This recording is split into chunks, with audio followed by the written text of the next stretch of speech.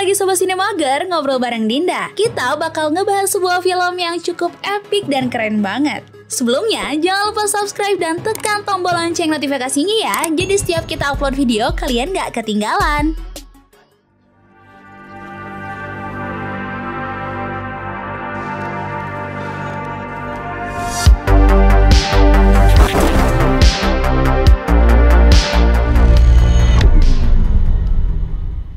Di suatu tempat di negeri nan jauh di sana, situasi penyanderaan pun sedang berlangsung. Marin Ray Garrison yang diperankan si ganteng kalem Vin Diesel menyerbu kompleks tempat para penjahat berada dan membawa mereka satu persatu sebelum menghadapi target utamanya. Setelah berhasil menghabisi beberapa pasukan kecil, tiba-tiba ia mengarahkan senapannya ke Sandra dan memaksa Ray untuk menurunkannya. Bingung menghadapi sang penyandra, dia pun menipu target untuk menggerakkan senapannya sehingga dia bisa mengambil pistolnya dan menembak ke arahnya membebaskan Sandra tersebut. Tak lama berselang, Ray kembali ke rumah untuk istrinya Gina dan mereka menghabiskan malam yang nyaman berduaan untuk skidi papap. FBI, open up!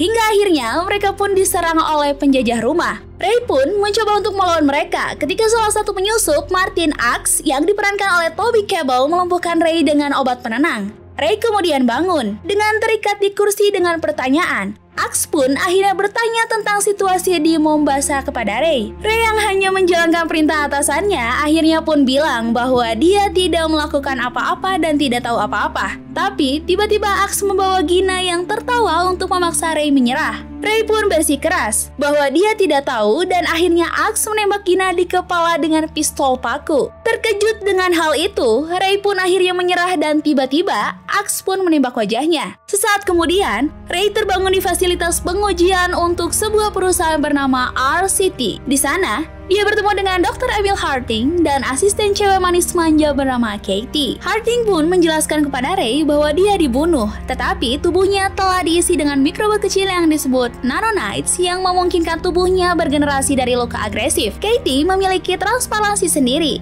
yang memungkinkannya bernafas di mana saja. Sementara Harding memperkenalkan Ray kepada tentara lain dengan implan atau prosthetic RCT, seperti Jimmy Dalton yang menggunakan kaki palsu, dan Tips yang memiliki implan yang memungkinkan dia melihat semua kejadian di sekitarnya sekaligus. Akhirnya, Ray pun menguji tubuh barunya dan menemukan bahwa ia juga memiliki kekuatan manusia super. Saat mereka berbagi minuman bersama, Ray mendengar Pembunuh Psikis oleh The Talking Heads diputar di musik yang memicu ingatannya tentang Axe yang membunuh dirinya dan Gina. Menggunakan kemampuan khusus untuk meretas sistem komputer, Harding mencoba menghentikan Ray. Akan tetapi, dia sudah mengejar jejak Axe. Hingga akhirnya, dia pun menyudutkan Axe dan anak buahnya di sebuah terowongan, di mana dia melanjutkan untuk melawan orang-orang itu. Sesaat sebelum menghabisi Axe pun mengenali Ray dan memohon untuk nyawanya. Tapi karena dendam yang membara, Ray tidak tertarik dan kemudian menembak mati Axe. Di pagi hari, Ray berkendara ke tempat dia dijemput oleh Katie, Dalton, dan Tips. Dia dibawa kembali ke RCT dan diikat ke tempat tidur, di mana Dalton datang untuk menonaktifkan dia dan mengatakan bahwa Gina tidak benar-benar mati. Ray pun tersungkur dan Harding mengatur segalanya mulai dari situasi penyanderaan hingga penangkapan Ray untuk diputar ulang secara berbeda karena semuanya dibuat oleh mereka. Mereka pun mengganti wajah Axe untuk penculikannya dengan wajah seorang pria bernama Nick Barris, mulai menggunakan skrip yang sedikit diubah. Katie adalah salah satunya yang menentang operasi itu karena dia tahu Ray digunakan bertentangan dengan keinginannya dan menjadi boneka mainan bagi RCT. Sekali lagi, Ray mengejar Barris dengan Harding dan timnya menonton dan berpura-pura khawatir. Hingga Ray pun membiarkan dirinya ditangkap oleh pasukan Barris untuk masuk ke dalam kompleknya. Pembuat kode Barris Wilford Wiggins memberi baris EMP untuk digunakan melawan Ray jika perlu yang tentu saja, dan diperhatikan Harding dan yang lainnya melalui kamera pengawas mereka.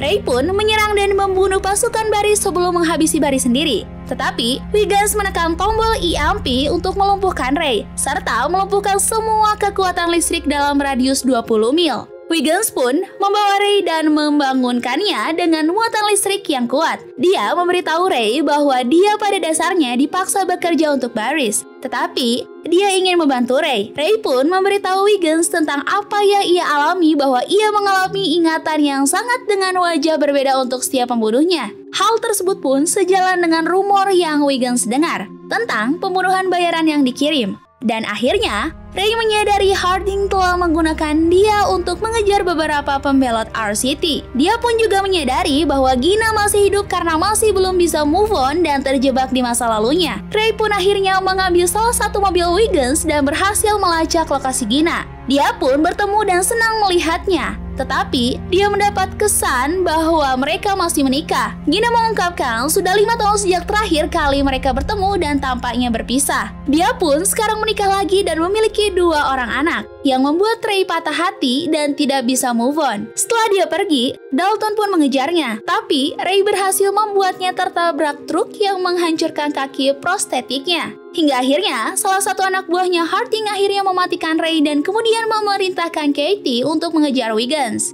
Bahkan, menutup implan pernapasannya untuk membuktikan bahwa dia serius. Akhirnya, Katie pun menemukan Wiggins dan menjauhkannya sebelum melumpuhkan anak buahnya. Singkat cerita, Harding pun menemukan Ray dan menempatkannya dalam simulasi kembali di mana dia harus berterus terang tentang bisnisnya. Sontak, Ray pun marah karena akhirnya dia tahu yang sebenarnya. Harding pun bertindak seolah-olah dia melakukan apa yang perlu dan melakukan apa yang benar untuk Ray. Setelah kembali bekerja, Katie memberitahu Harding bahwa Wiggins telah lolos. Jadi, Harding menghentikan ekstraksi nanonites agar Ray mengejar Wiggins. Akhirnya, Harding pun menempatkan Ray dalam simulasi Sandra lagi. Tetapi, Katie turun tangan untuk membuat Ray menyadari apa yang sebenarnya terjadi. Harding pun mencoba menghentikannya, tetapi tiba-tiba Wiggins mencabut akses Harding ke implan Katie, sehingga dia bebas dari kendalinya. Di akhir cerita, akhirnya Harding pun mengirim Dalton dan Tips untuk mengejar Ray. Ketiganya pun bertengkar di dekat lift,